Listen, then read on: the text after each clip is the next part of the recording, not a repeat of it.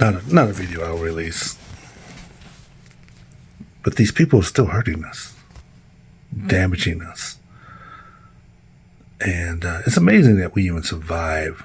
How we've survived, all the stuff we go through, the gaslighting, the denial, the dominance of the other culture. It's just amazing.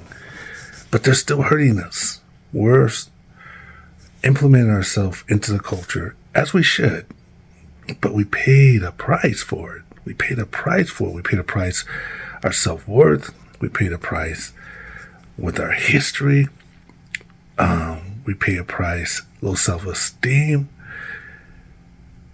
We pay a price, pain after pain after pain after pain. It doesn't have to be that way, though.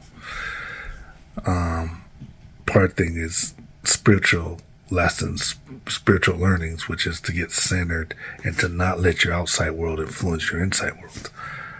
And to be on the same page as far as teachings and learnings where, the lessons you learn, you pass it on to your family, you pass it on to your kids, you pass it on to others. We get tied up into this superficial stuff that doesn't mean anything, that ties into our needing approval from this other group. And it just hurts us, even on our jobs. We want what they want. We want promotions. We want equal opportunities. They talk about us in our faces and let us know in our faces we're not qualified. We're not accepted. We're not wanted. They tell us in our faces in politics.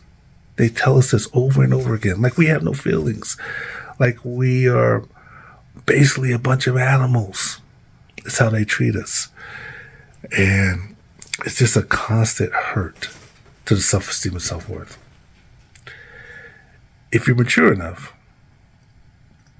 then you'll have an understanding of what this environment means and how it doesn't, and how you can not allow it to affect you. But there is going to be a point in your life where it's going to be a really low point. I don't care what it looks like. I don't care what kind of job you have. I don't care what kind of car you drive. I don't care what kind of purse you have. There's this low, because that's just an act. There's this low point, and you're just going to be wondering where you fit in into this whole thing. But where you fit in is you get centered. That's where you fit in. You're going to have to be, and this is not new, Gandhi, Martin Luther King said, you're going to have to be the change that you want the world to be. You're going to have to be the example of that change. You're going to have to do it. And we can influence change out there. We can, and we will. But the biggest change and the biggest influence is inside. That's the biggest influence of change. And even though that world out there is glorious, all the stuff that's out there is glorious, enticing. But the greatest world you can experience is inside. That world, that perspective, your mindset, how do you see things? That is the glorious world that's out there. That helps you see in a different perspective what's out there. Even though it could be painful, even though it could be uncomfortable, your perspective changes your viewpoint and how you view it and analyze it in the inside. And that's what's really important. That's how you can go forward. It's easier to change in here than it is to change out there. But if you can change your perspective in here, and change how you view out there and experience out there, you will be a great example for the world. But you'll also enjoy your life so much more.